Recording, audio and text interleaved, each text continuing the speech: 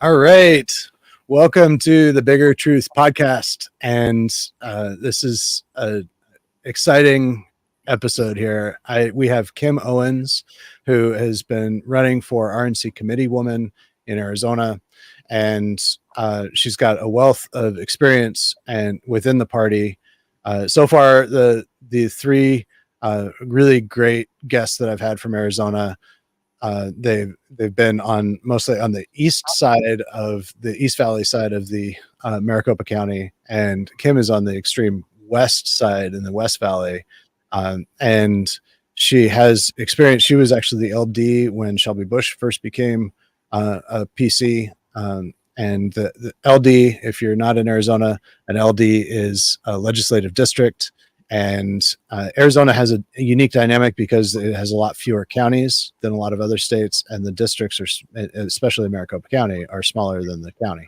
And the PCs are the delegates, the precinct committeemen. So in other states, we just call them precinct delegates, or at least in Michigan. But in Arizona, they're called precinct committeemen, so we'll call them PCs.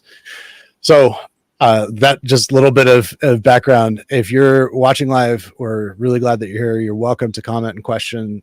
We look forward to having this as a conversation between all of us. And so Kim, the other thing about the three guests that we've had is that they've all been in the party since 2020. And their contributions have been extremely valuable. But Kim, how long have you been within the party? I mean, you've been here a little longer than 4 years. A little bit. The other day, actually, it was probably over Christmas. My family, my kids were all here, and we were going through boxes of pictures. And my youngest daughter, starts laughing and pulls out a piece of paper, and it was my PC precinct committeeman election notice from the county recorder from 1988. Oh wow! And that wasn't my first one. I was a young mom, in the Reagan era, that was so motivated by this idea of the individual accountability and free markets and opportunity that Reagan espoused. I'd always been a Republican, registered at 18 as a Republican, voted in every election. And then as, a mom, you start realizing this is bigger than just what I think about things. This is the future of my children. So I can remember taking my daughter in that little carrier thing to my LD meetings and walking neighborhoods, pushing strollers. But that's how long. That's awesome. Start doing math in their head now and try to figure out how old I am.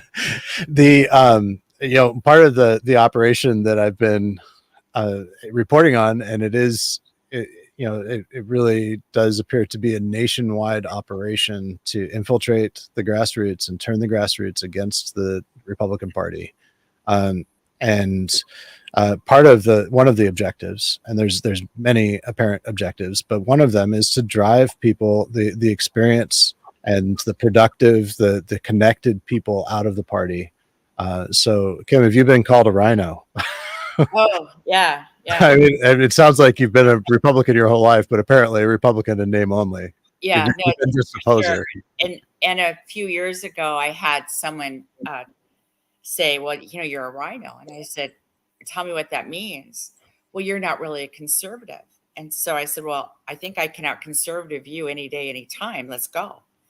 And so I let him bring up the topic and tell me, and I said, "I'll go first. I don't have to follow you. Give me the topic."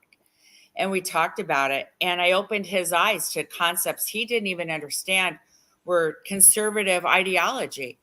You take something to its natural conclusion, not just what's right in front of your face. Mm-hmm. And the unexpected consequences and the unintended consequences of policy. Right. So it's funny what people call a rhino. I had a conversation recently. Somebody said, "Yeah, but you were a McCain supporter." I said, "So were you a Trump supporter?" I said, "You bet I was." I said, "That's good. That's good.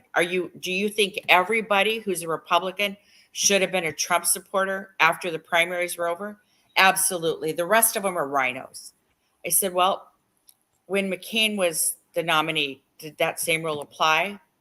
The people who supported McCain, should they have said no and worked in absence for Obama. And it took him a minute, and he said, "I see your point." And that's just it. We've decided that we're going to use things that have nothing to do with reality, but support an agenda. Mhm. And that agenda of self-edification. I'm a better Republican because I've only supported Trump. Well, you've only been paying attention for 10 minutes. That's why you've only supported Trump. Until Trump came on the scene, you weren't a part of things. You weren't here to make those decisions. And if I had to choose between John McCain and Barack Obama, I'm voting John McCain every day. That's right. There are people who would rather lose an election and stand on principle. And then what happens to our freedom? What happens to our republic? What happens to our constitutional rights? Mm-hmm. But, hold on to that idea that you helped make change, because you did. You changed us right into socialism. Right.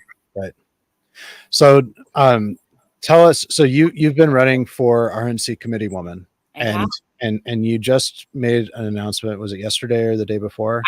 This is public. I've talked to some people privately. I have not said anything publicly, but I've withdrawn from the race. I'm supporting Chris Morrissey. Okay. And the reality in that is Liz Harris is running. She is a danger to our party and to our nation if she's allowed to move to a different level. And not because I think she's so powerful, and certainly not because I think she has any kind of personal skill at developing bad policy. She creates chaos. And that is antithetical to progress. Right. And so, I had a conversation with Chris. Chris has been involved for a long time. Her and her husband have been deeply involved in the party, both in Maricopa and Gila County. They've worked Trump victory. They understand the dynamics of the party. And I think she would be focused on doing those things that I would be focused on. So what good does it do to have competing interests when we're fighting against something as potentially destructive as a Liz Harris at the RNC? So I said, I'll step back, give you my support, and do whatever I can to help her get elected. Yeah, I really applaud you for, I'm sure it's hard because then, personally, you really, you were running because you wanted to serve in that way, and you wanted to have the experience of that position. But you're putting your own desires and interests below really the interests of the party. Well, thank you. I think it's something a lot of people have done. Mm-hmm. It's just my turn. Right. The thing that we need to understand, political parties are a function of people with like values and similar interests coming together to try to affect impact toward what they believe is good government. Mm-hmm.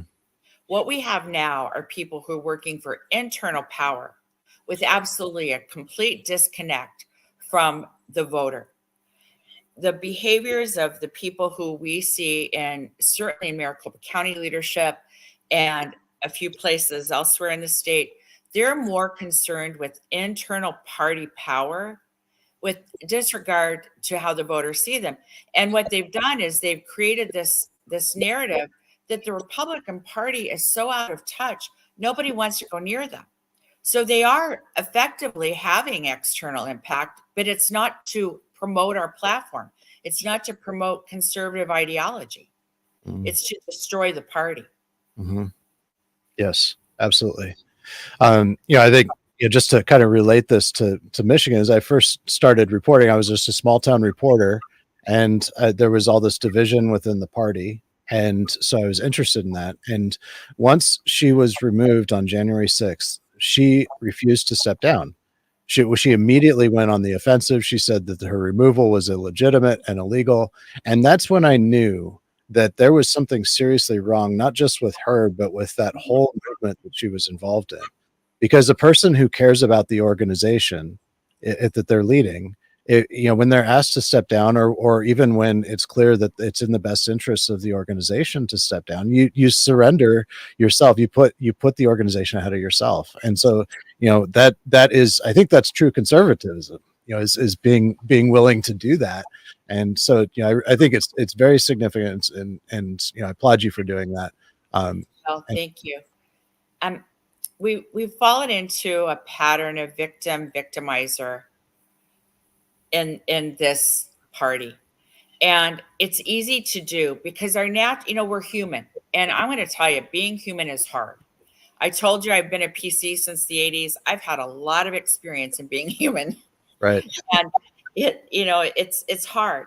So when you're attacked, your natural response is to defend. Mm-hmm. Well, what that does then is it removes you from focusing on your other priorities. Exactly. So we've kind of been suckered into this victimizer role where everything is but what did that do to me? How do I feel about that? And I hate to be the one to let people know it's not about you. Mm-hmm. It's never about you. This isn't about me. It's not about you, Scott. It's about our country. It's about our children, our children's children. It's about all that we hold dear. And if we get so focused on somebody hurt my feelings, we are completely ineffective. That's right. That's right. Yeah. And I've seen that, I've been attacked quite a bit, just for my reporting, that put me on enemies lists, and I could show some crazy stuff that they've done, but you can't focus on that. That's not even worth defending yourself, because you're exactly right. It takes you away from what your mission really is. And I just want to point out, Dan Farley says, Kim, thank you for putting the health of the party, and I think the cause of the party over ego, and that is that's exactly right. He also shares a Liz Harris expulsiontruth.com, and I've taken a look at that, and there's some text messages there that show that she was being deliberately dishonest when she was in the legislature, and she said things that she knew were untrue, and she was expelled from the state legislature in part because of that. So I think that's worth checking out. She had her ethics committee hearing. She had due process. Mm-hmm. And the last, we had a one-person majority. The last thing that the Republicans in the legislature wanted to do was open up any bit of leeway for the Democrats, especially with Katie Hobbs and her policies as Democrat governor. But when they looked at the evidence, and if you've watched that hearing, how could you go on the floor knowing that you were going to vote on things and trust that that woman would ever be honest in how she delivered the people's business? Right. And for those brave Republicans to say she needs to go, bring someone else in, was really an act of courage. And every one of them have been censured. Every one of them have faced reprisals. Now, not by the majority, and we'll see what happens in this election because of folks who are up for re-election. But I know in my own LD, our House members have all been censured in my LD. I'm in LD 25. I'm from the far west side of Maricopa County. We go all the way to the Arizona-California border. To the point that 2 weeks ago, one of our representatives was scheduled to give a legislative update to our LD, and members of this kind of Liz Harris faction, a lot of names that people have labeled them, I'll just call it the Liz Harris faction. They wanted to disapprove the agenda to have him removed from the agenda. Well, there was debate, there was discussion. People said, he's our legislator, we want to hear from him. Our chairman, who's been proven to be very ineffective in dealing with this, was kind of at a loss. Unfortunately, I wasn't there that night. I am the parliamentarian. I told him I wouldn't be there. I had a work obligation. And we had an exact quorum, the exact number of people we needed for a quorum. So when it appeared that the chairman was going to give in to this motion, before there was a vote, a group walked out, which would break the quorum, and prevent any further business from taking place. The secretary stood up, said, Mr. Chairman, we no longer have a quorum. You can have speakers, you can do those things, but you can't conduct business. You can't take a vote. The Harris faction threw a fit, and the chairman gave in, took the vote, removed him from the agenda. And then removed the secretary from the agenda, or removed our legislative representative. One of our House members from the agenda, so he couldn't speak. And it's all based on being censured for the Liz Harris vote. And then we had our caucus 2 days later, and these same people, a lot of folks wouldn't come. They just said, we're not coming. After what happened Thursday night, we're not coming. Right. And that's part of the plan, is just to beat them up so much that they give in and go away. Yeah. Yeah. And in a way, you say, well, would it be better if we all just left them on their own and to their own devices and burn it down? There's something to be said for that. But what's lost in the meantime? Right. So, and that's where we are right now with our caucus. We have, between apathy and fear, we've got a really odd caucus development happening, which has me very concerned as to why such intensity to get these caucus seats and to become delegates to the state convention. It can't just be to elect Liz Harris as national committeewoman, because they also want to be delegates to the national convention. I'm very concerned about what their intentions are at the national convention. Absolutely. And actually, I'm planning on, I do a weekly members only podcast just for paid subscribers on my Substack. And the topic this week is exactly that. What are the intentions at the national convention? Because this isn't just Arizona, where it's very clear that it is a very high priority for these disruptors to become national delegates. I've seen it here in Michigan. In Idaho, it is crazy. Dorothy Moon had led a charge to rewrite the bylaws, and two main changes. One is an article. It's Article 20, which creates an essential tribunal to remove members for not following party bylaws, and they've already had trials and removed members. And the other is they created a select committee that decides who the delegates are to national convention. So nobody gets to vote anymore, and she controls that committee. So, she's basically hand selecting the delegates, and you can bet that they're going to be disruptors. They're going to be trained disruptors and that are chaos agents. There is an RNC rule, and I don't know the rule number. I'll get it to you though, Scott. And if a certain number, and I think it's only 8, it's not even a big number. A certain number of states submit a percentage of their delegate signatures prior to the floor vote. And the floor vote to name the nominee is a vote of acclamation that we accept. And it would be Donald Trump as our nominee because he was the winner of the primary process. And that comes out of the rules committee that meets the week before. They'll pass that rule and then they'll adopt the rules. Well, when you adopt the rules, it's saying that we will vote by acclamation. So my concern is that they will work to block that rule so that it forces a floor vote for the nominee. What that would look like, they're all going to say they're MAGA. They're all going to say they're supporting Trump, but we'll see what happens. Yeah. And especially if if they're able to get a few more U.S. reps to resign and Hakeem Jeffries becomes the speaker. And it's very clear that if he were the speaker, especially before that he would put forward some sort of resolution declaring January 6th was an insurrection. And then, according to the Supreme Court ruling that just happened on the Colorado case, where the Colorado Secretary of State tried to unilaterally remove Trump from the ballot, they said, well, no, you can't do that. And it said in that decision that it would take an act of Congress to say, whether or not there was insurrection. Mm-hmm. And so that's part of why what Marjorie Taylor Greene's playing with right now is so dangerous. That's right. I completely agree. Yeah. Leave Speaker Johnson in place. Do the people's business. Yep. Absolutely.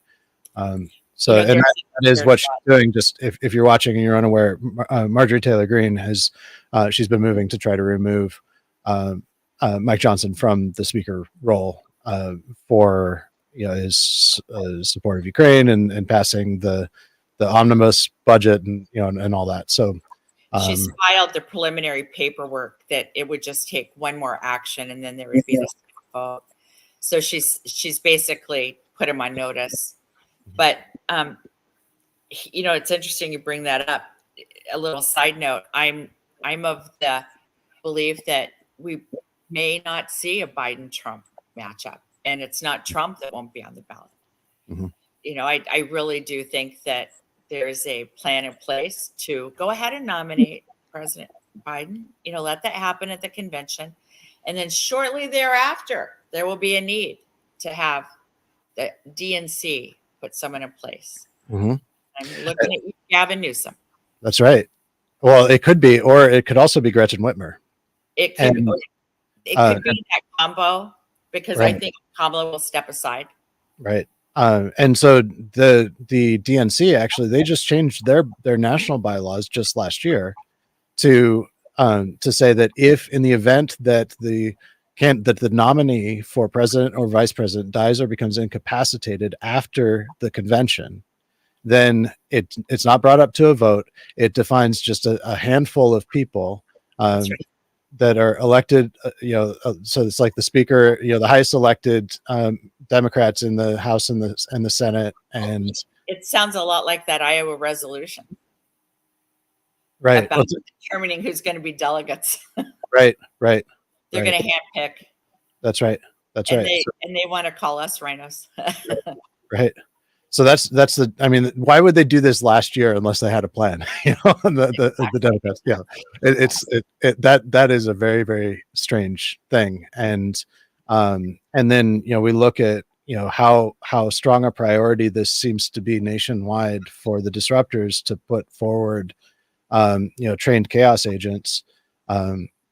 It's pretty startling, and there are several in Michigan. Fortunately, in Michigan, we were able to curb that. They didn't get nearly the numbers that they were hoping for. Mm-hmm. But there's states, and some of the deepest red states are going to send the most. And in Tennessee, there's a conflict right now, and Trump's actually supporting some of the disruptors.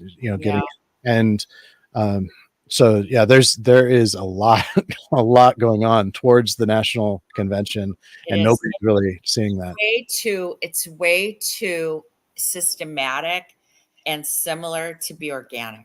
Right. The language, the techniques, it's a playbook. Yeah. It's a playbook. Right. And it's way too strategic, far too strategic for it to be just a coincidence. That's right. That all these things happened at the same time. Mm-hmm.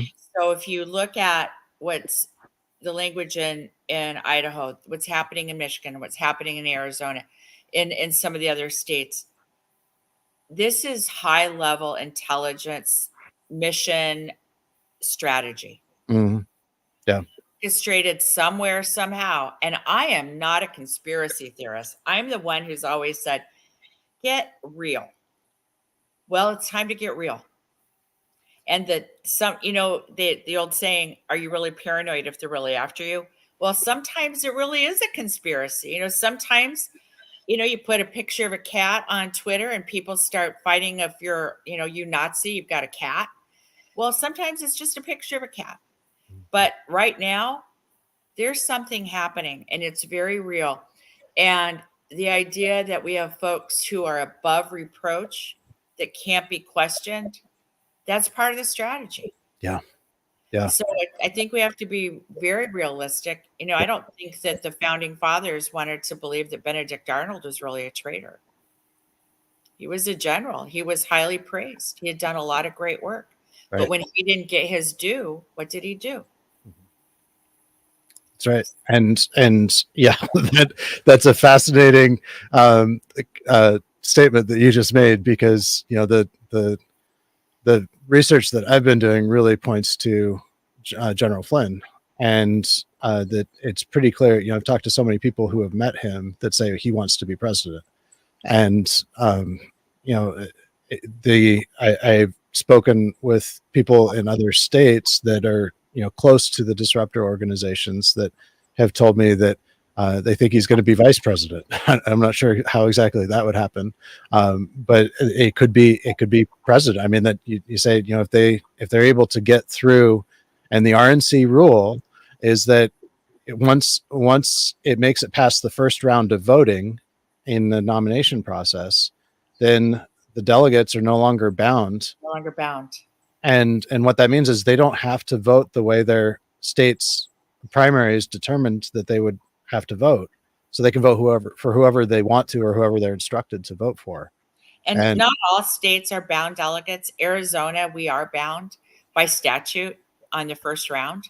Mm-hmm. But to your point, second round, all bets are off.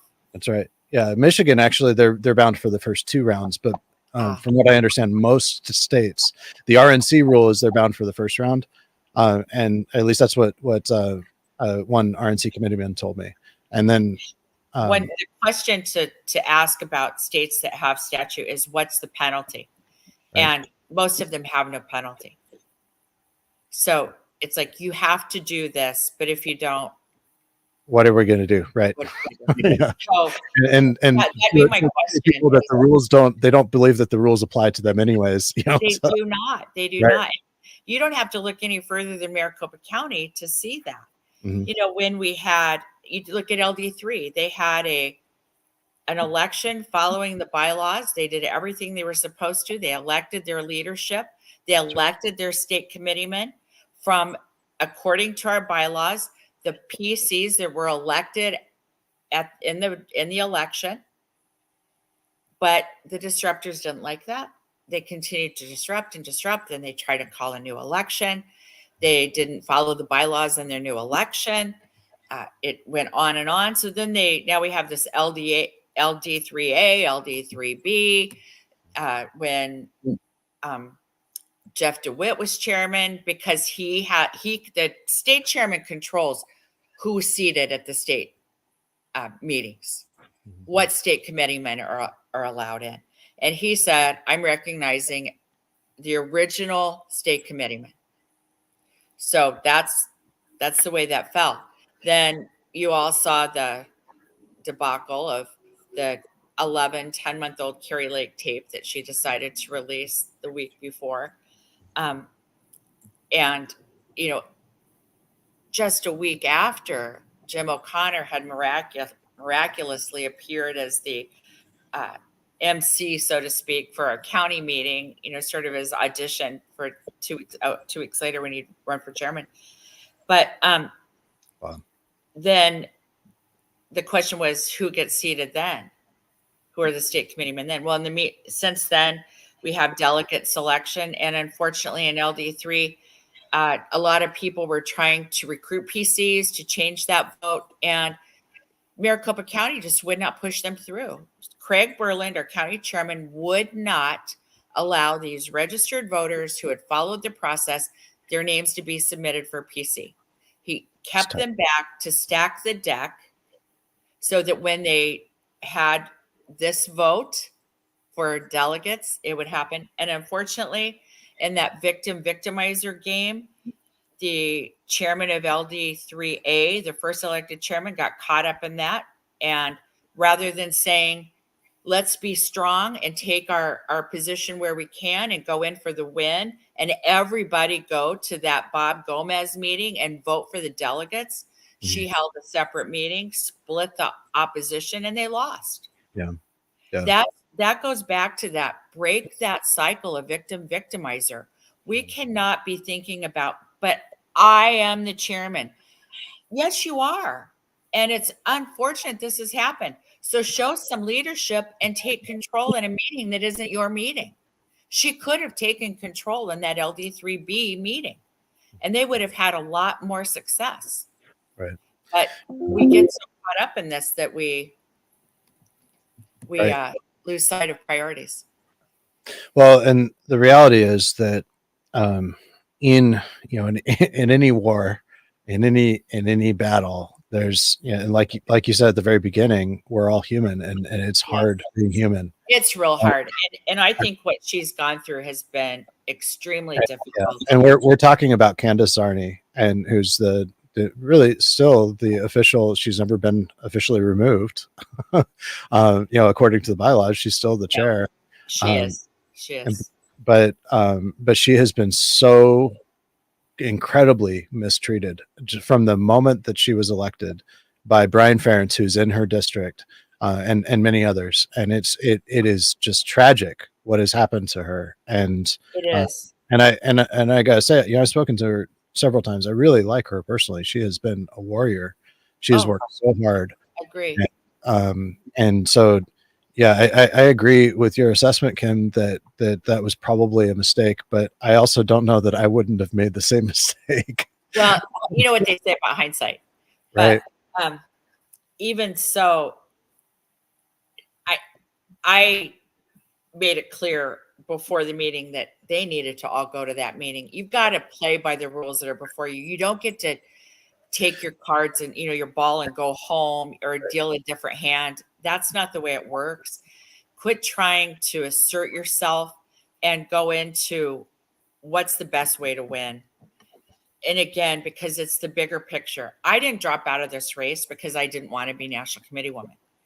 I didn't drop out of this race because I was afraid people were going to call me Rhino or talk about me not being a big enough supporter of President Trump. I dropped out of this race because I knew that we had to win. Mm-hmm. Mm-hmm. And if that means Chris Morrissey is the one to do that, then Chris, go win and let me help you. Right. Dan says Chris Morrissey is a great conservative candidate for National Committeewoman, a great endorsement. So yeah, I would just really truly applaud you, Kim, for doing what you're doing here, and also I want to say I'm really honored that you chose my show to make this announcement. So thank you. Well, why not? Why not? Thank you. Yeah. If I could say what my hopes are for the party, it's that the folks who are not in that disruptor camp can stop. I have a friendly fly here.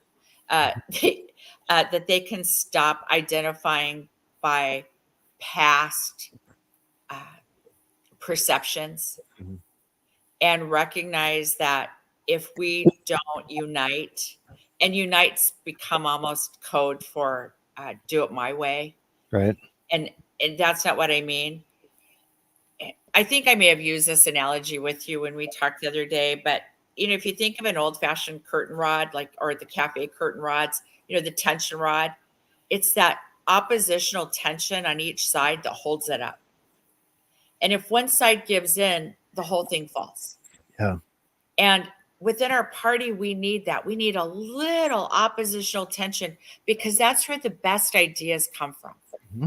If you talked about Dan Farley, if Dan and I want to debate a situation because he sees it one way and I see it another way, but we know that we both are looking for the best outcome and we're open to those pieces of each other's concepts that might make the better product in the end.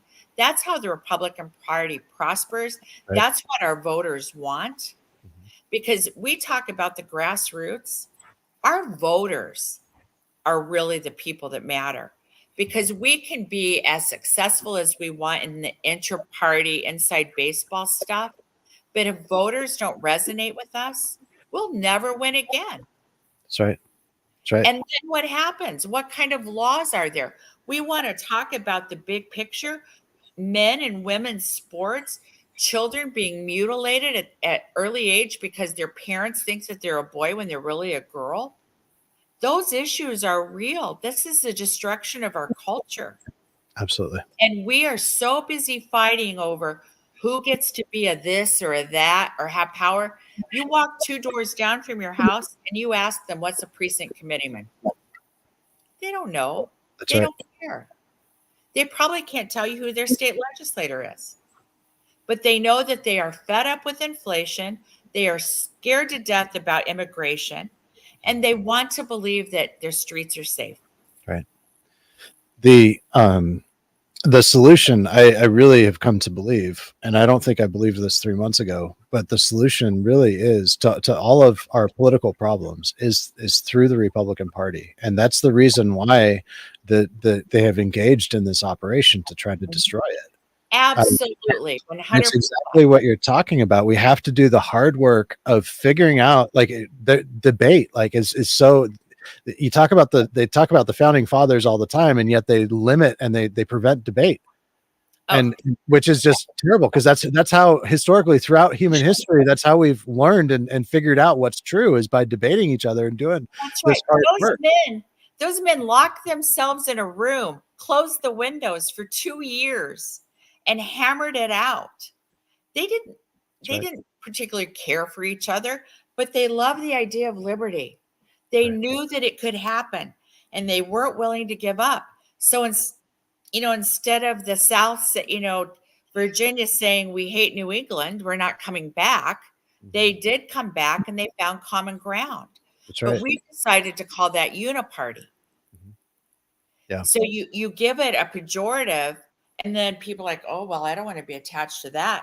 This is the destruction of our American institutions. Absolutely. And if you look at what's happened in our culture, scouting, how many of our current grade school kids are involved in scouting as opposed to 2 generations ago? How many Americans attend church on a routine basis as opposed to 2 generations ago? Mm-hmm. Mm-hmm.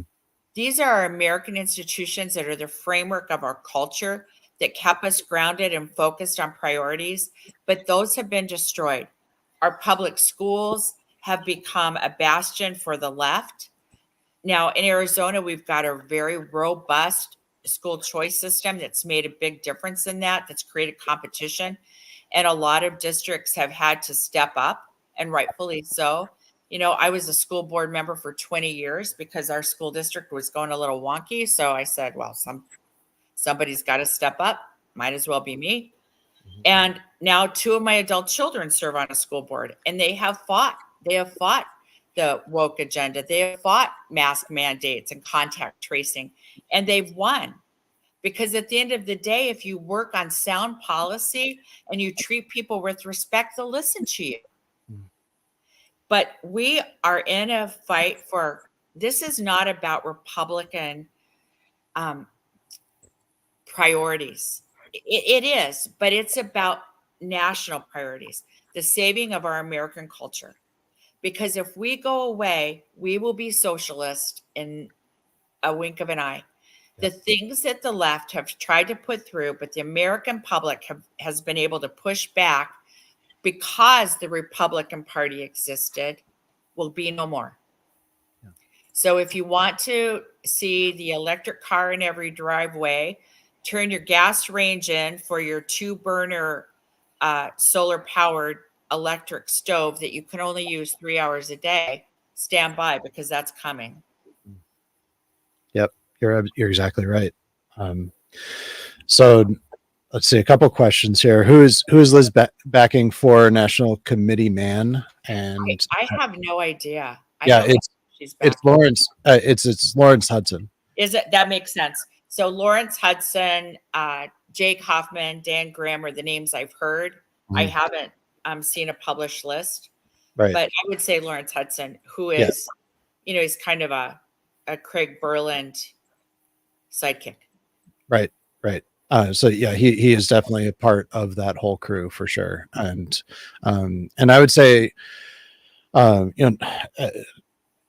don't think that any person or organization can make national, nationwide endorsements 100% correct. And I don't know what side Turning Point is on. I know that in Michigan, they made a very bad endorsement for National Committeewoman, but here in Arizona, it's they're making good endorsements. So their endorsement is for Chris, for Committeewoman, and for Jake Hoffman for Committeeman. And so I think and they're both associated with the Freedom Caucus in Arizona, and So I think Oh, it Jake, appeared, from my perspective, Jake is anyways. the head of the Arizona Freedom Caucus. Uh, Liz, excuse me, Chris is not in the legislature, but she's very much considered a true conservative. Right. Yeah. Dan Farley says Lawrence Hudson is extremely close to Liz Harris. I'm a hard no on him for that reason. Another question, Yvonne says, is General Flynn really a Republican or is he a spy? What is his history? So his history, what I've pieced together about his history is that he was actually a member of the intelligence community for over 30 years. And he was under Obama, he was the director of the DIA, which is the Defense Intelligence Agency. It's the Department of Defense version of the CIA. So he was the director of that organization under Obama. And then suddenly he stepped away in 2014 from the Obama administration. And then in 2016, while Trump was running, and really in the summer of 2016, he kind of gleaned himself onto Trump. Obama really helped his conservative street creds and helped him to gain notoriety within conservative circles. And when he went on a very public rant against Flynn, and Obama did, and so that that really helped to build his credentials. And then right after Trump was elected in November of 2016, he stepped into a perjury trap with the FBI. And it's hard for me to imagine that somebody that's been involved in the intelligence community for over 30 years could not know what he was doing, what he was stepping into there. And he was indicted over that perjury trap, which really derailed Trump's presidency from the very beginning. So he was also very much involved in QAnon, which I really believe is part of the seeds of this psychological operation. So, and there, I could go on much more. I did a podcast last week for my members about Flynn, and there will be more because I think that so many indications. So Shelby Bush is her PAC, the We the People Arizona Alliance PAC, is their two largest supporters are Patrick Byrne and the America Project, and the America Project is really a Flynn vehicle. His brother Joe Flynn is on the board, and so there are connections with the disruptor organizations in other states, and the media that really promotes the independent media, people kind of like me that really promote the endorsers or the disruptors in the states that I've looked at.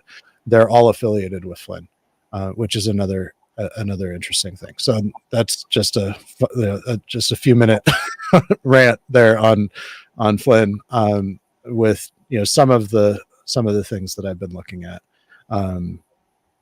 And Dan Farley added, Jake Hoffman has a great track record. I'd like to take Jake Hoffman. I'd take Jake Hoffman over Lawrence Hudson, I think he means, without question. Kim, this has just been awesome. This has been a great conversation. What else would you like to add? Well, I'll tell you, you brought up Shelby Bush, and I shared this with you that I have the dubious honor of being the person who appointed Shelby Bush to be a PC. I was the LD chairman when she applied. It was, I think we were in the middle of COVID or just leading into COVID, and I'd had her application, and I thought, who is this person? I've been very active in this community for many years, never heard of her or Steve, but a woman that I knew was actively engaging PCs and trying to recruit PCs had submitted those two and one other to me. And my practice was to kind of give it a little time to make sure they were truly interested. And it wasn't just I'll sign your paper, leave me alone kind of thing, but that they really wanted to be PCs. So Shelby kept asking, when am I going to be appointed? When am I going to be appointed? So I talked to her a little bit, and I said, well, it sounds like, she really wants to do good work. So we'll get them through. So we brought them in, and it was immediately apparent to me that her purpose was to create distrust. It was I didn't get an email. Where did you send it? You said you would do this last time. Have you done it yet? And it didn't matter what may have transpired in between. Everything was a point at trying to show dishonesty, discredit, distrust, and division within the LD. Yeah, everything that we asked her to do or that she and Steve volunteered to do, there was always big drama. She was sick. She had to go to the hospital. She had some other thing. Once she said there was a problem with her husband, she's not married to Steve. She's actually married to someone else, or she was. I don't know. They may have divorced by now. But there was as far as I can tell, there's no divorce on the record. So yeah. Well, and so she went into this drama about that. You live your life, hon. This is a volunteer thing. Don't, it's okay. But I never saw follow through. I moved out of the district, which meant I had to resign chairman. It was about the time of redistricting. So Shelby became the new chairman. And I don't know that there's a lot of growth there. Now Steve is chairman, I believe, of that district. I don't know that they're doing a lot of growth. They're moving a lot, but it's interesting to me that she's the CEO of a company, or she runs a company that he's the president of. She's raising money and paying her live-in boyfriend a really big salary. And and then she's on the board of the MCRC, and they vote to give $250,000 to an organization there's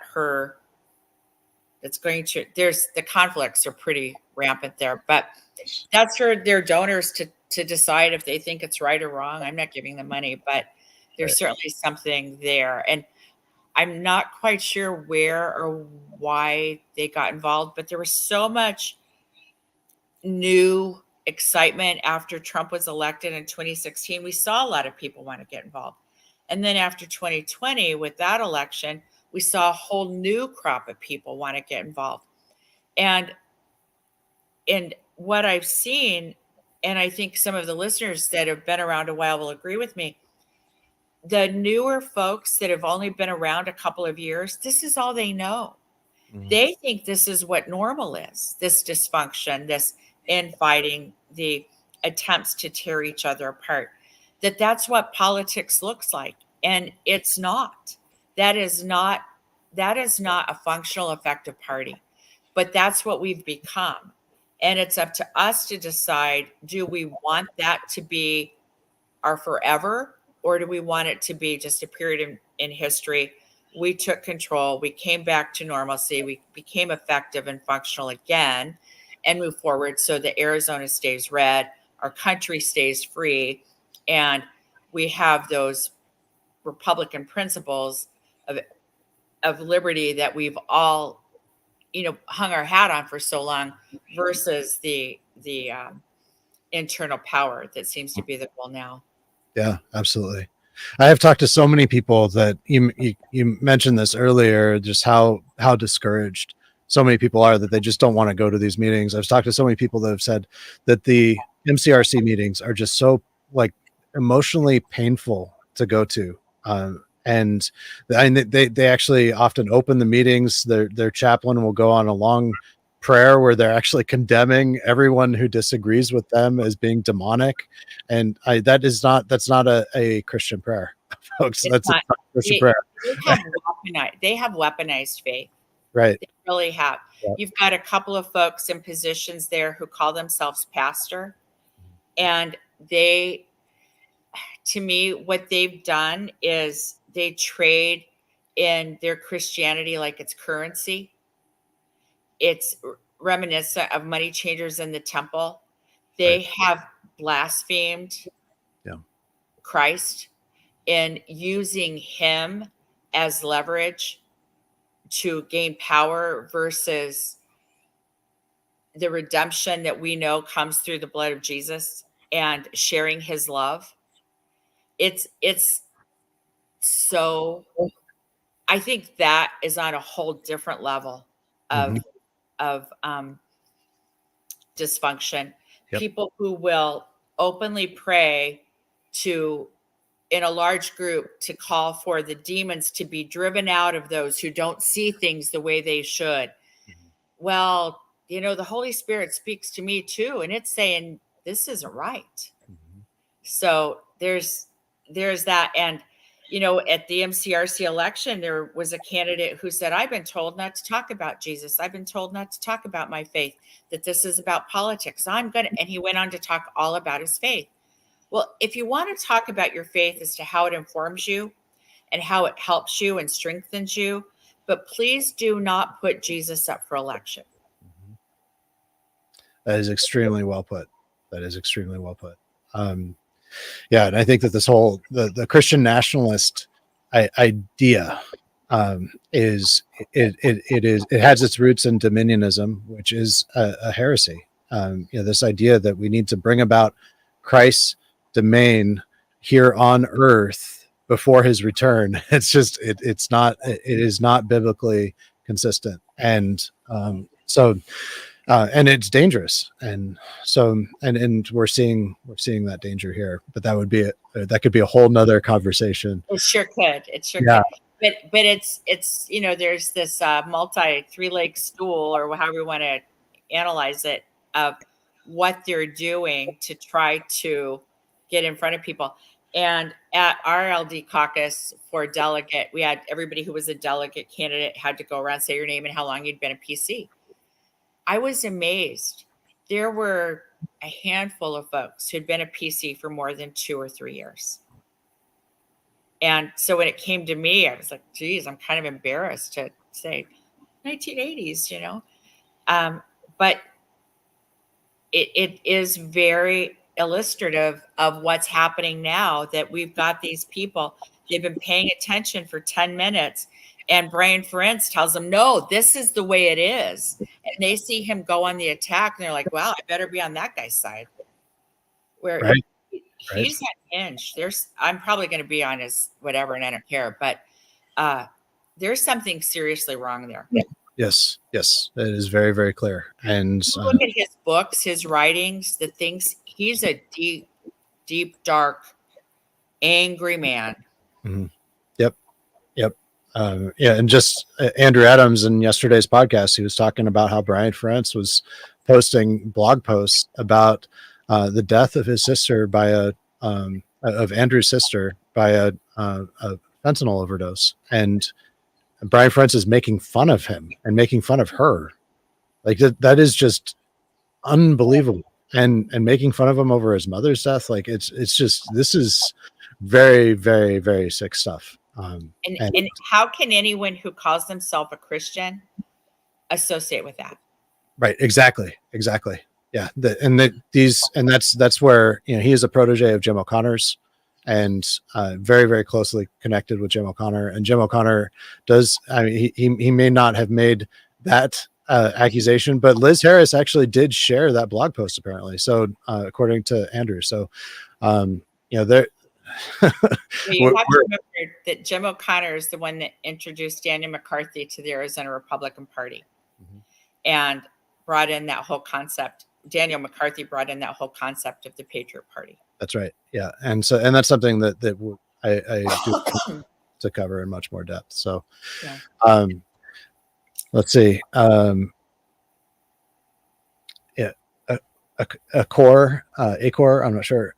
They have used uneducated Christians who don't have a firm foundation in the faith. And that is really true. I think that ultimately, a lot of these people are products of churches who do not focus on the gospel, but it's gospel plus, and in often cases it's gospel plus politics. And I'm going to say right here, I think Charlie Kirk is absolutely largely responsible for the spreading of this heresy.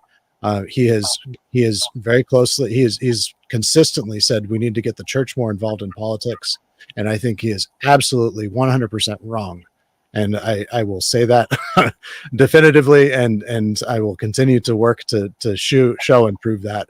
I think he is completely wrong, and he should be rejected because of that.